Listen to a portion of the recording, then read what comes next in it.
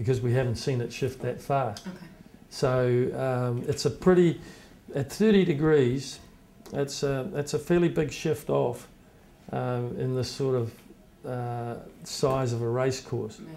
So I haven't seen us having to say bring that one into the play at this present time. But I mean, we've seen Valencia here before, and you'll always remember the last race of the last America's Cup when we had it perfect. Yeah. It was just nice down there, and then all of a sudden it's here. Yeah. And so I mean, I guess that could happen. But at this time of the year, most of the breezes, it seems to be more system generated, and so that tends to be a little better, a little steadier. Yeah. And like was yesterday, we were out doing the triangle practice, Right. and we had a nice breeze down there, 16, 17, knots, 18 knots, and that would have been a perfect day sailing. Yeah. But behind us, further out, if we'd have been out for 20 miles, I think it was a different story. Yeah. We sent a boat further down, and he said that it seemed to be a little worse than what it was where we were. He didn't have wind gear or anything, but just for our own benefit, have a look, What is your forecast for this week? What do we have in store?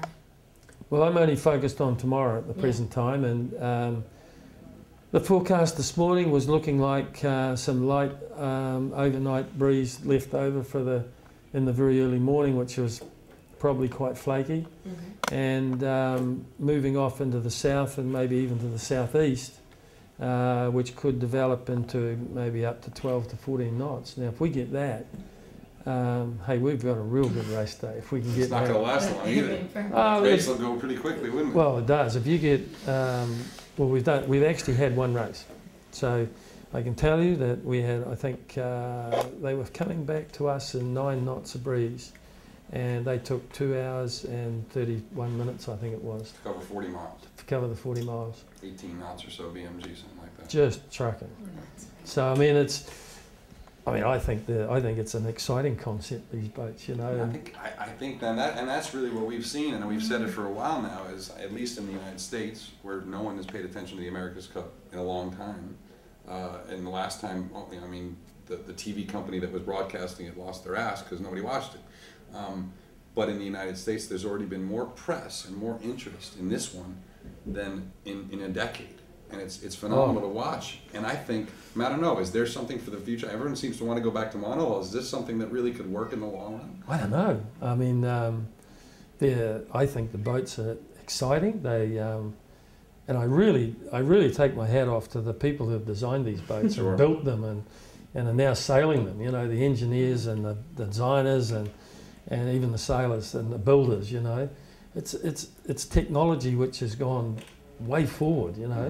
Is this where we should be going? I don't know the answer to that question. I guess maybe after we've done a few races, we might have a viewpoint about that.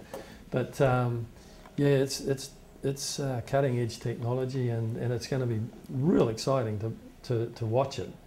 And but where it goes after that, I don't know. It's probably up to those who win it and whatever they want to do next. But Harold, there's not been a race like this in a very long time that's been so acrimonious, where there's been so much bad blood, let's say, and you can't, no one can deny it. It's in everything they do, and these guys have been calling each other out for a long time for the entire process, and there really seems to be a lot of anger and animosity there. How's that worked into you and negotiating with these two teams, and how have you dealt with it?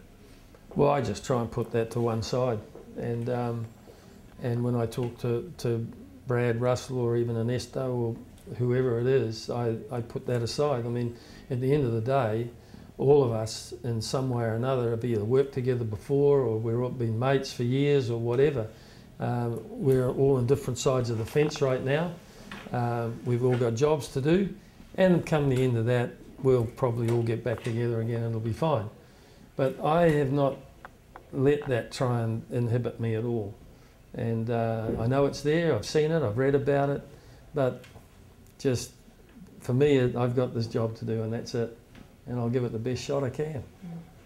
So we'll see what happens. A logistics question. When we went through the process and we knew we were going to be here and bringing our cameraman and photographer and commentators and everything, we're going to do our own little thing and record it and whatever. But when we went through the process of just trying to find out for the anarchists who are here watching and other friends and ourselves, just to go watch the race, we found out that there's actually no way to get flags, to get accredited for anything once you're out there unless you're on one of a very few official boats.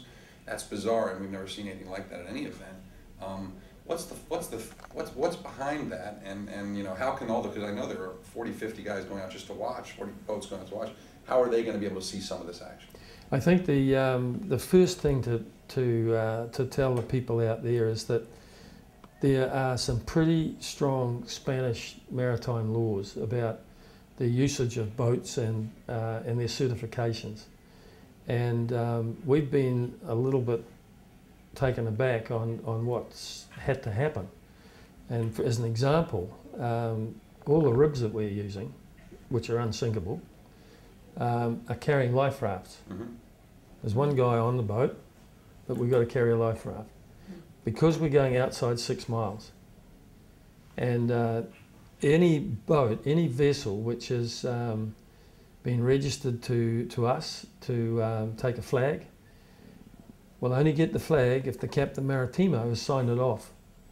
And this is his patch. And he makes the rule, well, the law has made the rules, he has to enforce them. And that's what he's doing. And I guess he's taken into account the fact that we are in winter time. There are other factors, we're a long way offshore. We go into international waters. So he has some concerns about, you know, the people who just want to charge off out there into the great white water and, Sure. and get themselves into trouble. Then he's got to do something about finding out how he's going to get them back. So, but we have the local authorities are in place to take care of that, and obviously what our concern was with these boats travelling at such a speed. You don't just stop them or turn them quick to get out of the way of something that might be in the way. And we've been very concerned about boats getting inside the course or in the wrong place or in the way where they could potentially end up getting run over by one of these things. It's the last thing you'd want to have happen. So we've been pretty conscious of that. But, you know, if anyone's going to go out and have a look, yeah, do it. But just be aware that the local authorities, they have their laws and they know what they are, and they will be looking for boats that are either not certified to be outside of that 6 miles, and I'm not sure what they do with them, but I guess they tow them in and whatever they do. But I hate that to happen. I really wouldn't like that to happen. Mm-hmm. Because I think, you know, I'd love everyone to have the opportunity of seeing this, because it's going to be fantastic. Yeah. But there are Spanish maritime laws, and he's sticking with them. Mm-hmm. So I think that just needs to be remembered. I mean, it's sort of, I think for Kiwi culture and American culture, you know, it's sort of weird to think of that the a port captain can control who goes to sea. You know, I think we both have this very free maritime tradition. You know, it is for us. I mean, you think of Auckland in 2000 and 2003 when I was doing those, it was like, where the hell all these boats come from? And I mean, we saw thousands of boats on the water, and that's something that we do. You know, we're off and we go and do it. Albeit we're in a fairly enclosed area in Auckland too, and off here during the last event, that there were dispensations made because we weren't very far out. mm-hmm. You know, I think 5 miles was the furthest you could go. So he made a lot of concessions there. But once you go past the 6, then those concessions are not there. And he made that quite clear to us when we first went to him and said, look, what do we got to do here for making sure we comply?